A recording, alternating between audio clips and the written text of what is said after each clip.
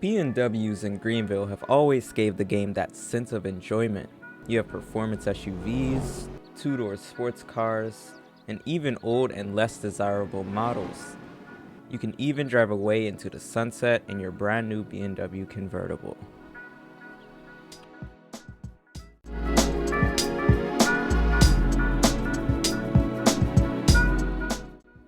Hey guys, welcome back to another video. In today's video, we'll be investigating some BMW tunes. Like I said, some of these tunes are questionable, so let's get to the end of this. Here we have our first vehicle. This is the BMW X5M. This car is known for gapping mini sedans and even coupes, and this is a performance SUV. It is not a car, it is not a coupe, it is a SUV. After looking at many sources, I've seen that the lowest 0 to 60 time for this vehicle is 3.7 seconds, and the highest one that I've seen was 6.3 seconds. So we will see how fast we can get to 60 in Greenville, and that will determine if this is a crack tune vehicle or if it's not a crack tune vehicle. Let's get into it. Alrighty, so you find me in the BMW X5M. We're going to test some 0 to 60 times. Like I said, the lowest that I found was 3.7 seconds. And the highest one I found was 6.3 seconds. Okay, no, so this vehicle does not have launch control, but I guess we can do it this way. So I will start as soon as I let off. Go. 60. Okay, so we got a 3-second 0 to 60.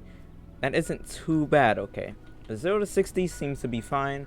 So we're gonna run it again just to make sure it's not too crazy. So let's go again. Okay, we're gonna do it from neutral this time, so let's try it.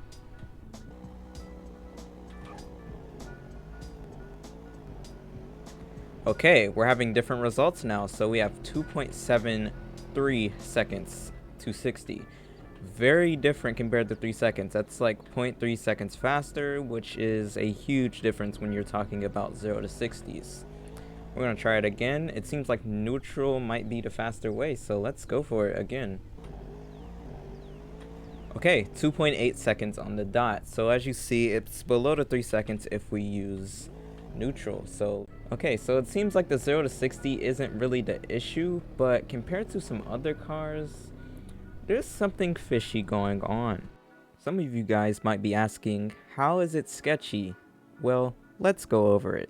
We are now in the Mercedes-Benz GLE 63.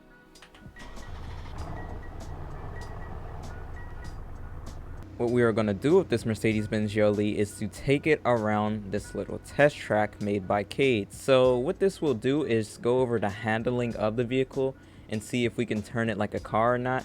And then we will get into the BMW X5M and see how that performs.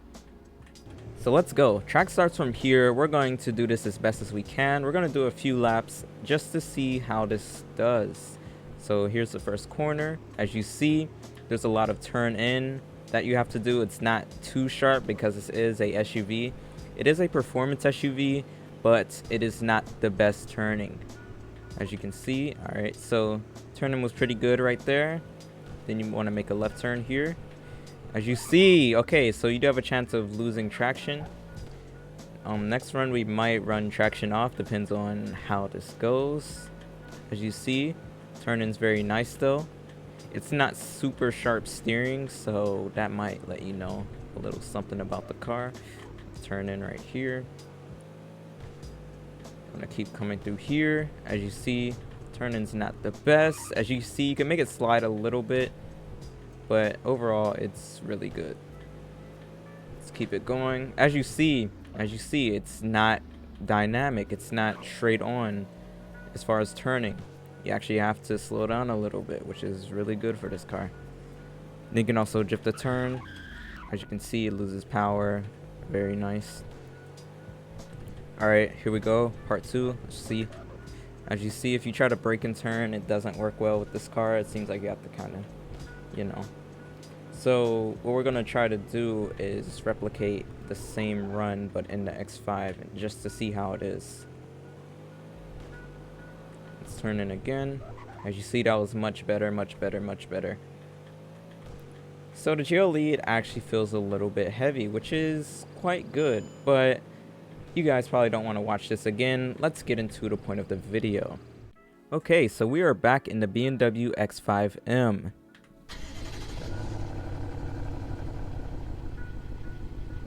Just like the GLE, we're gonna do 2 laps, but I won't finish the second lap because, yeah. But if you guys want to see it, I guess I could do it. So let's go. Traction on and go.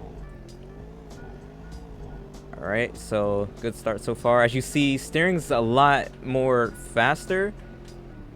As you see, the turning angle is much more tighter despite this being in a similar sizing, I guess you can say. So let's keep going. The turning actually caught me off guard. That's why I crashed there. Let's go ahead and slow down. So we're going in a lot faster, but as you can see, we can still manage to make the turn. Let's go ahead and slow down a little bit here.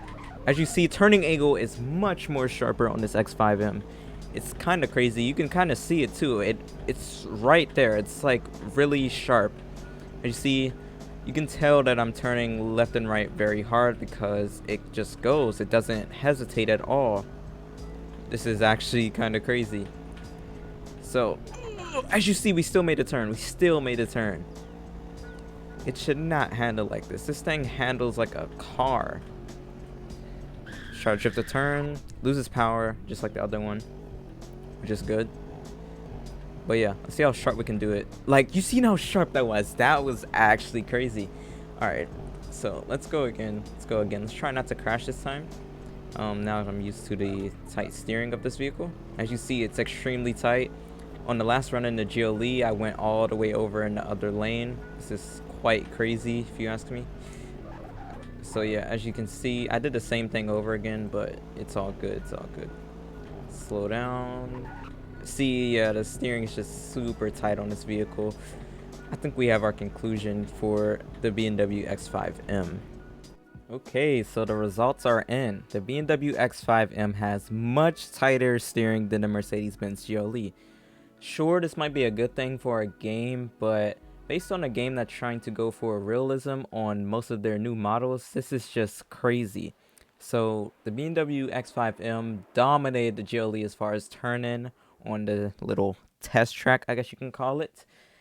This is insane. So now you see why Audis and some BMWs can't really, compete because, yeah.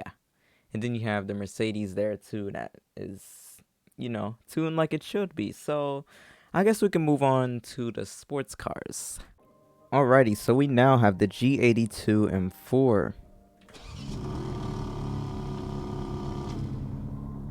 No 0 to 60 timer even needed for this one. You guys should see yourselves.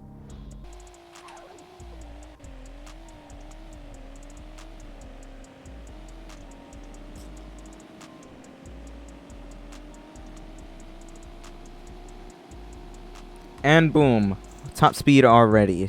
Yeah, that's what I was talking about. These tunes are something else, I tell you. But no, it's not over yet. We have something else planned. Let's get into that. We are now in the 2021 Mercedes-Benz GT63S. This car has around 80 more horsepower than the M4.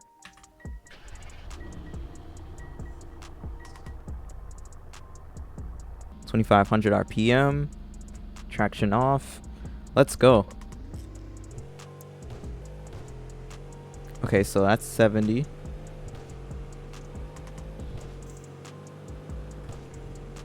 Okay.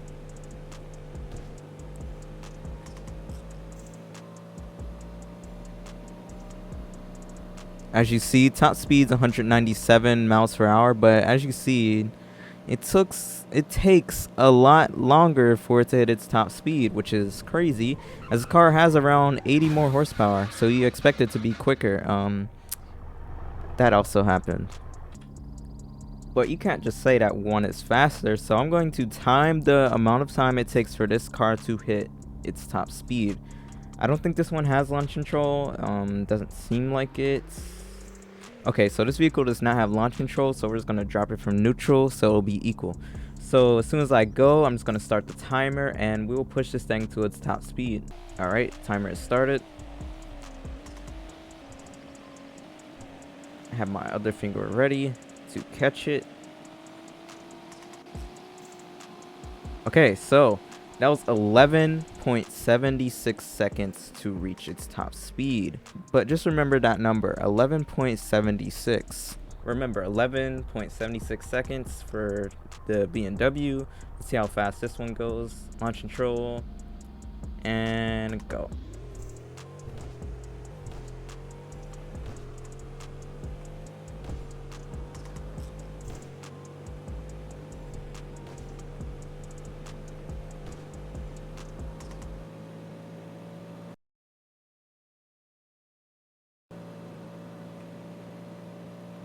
Okay, 18.37 seconds.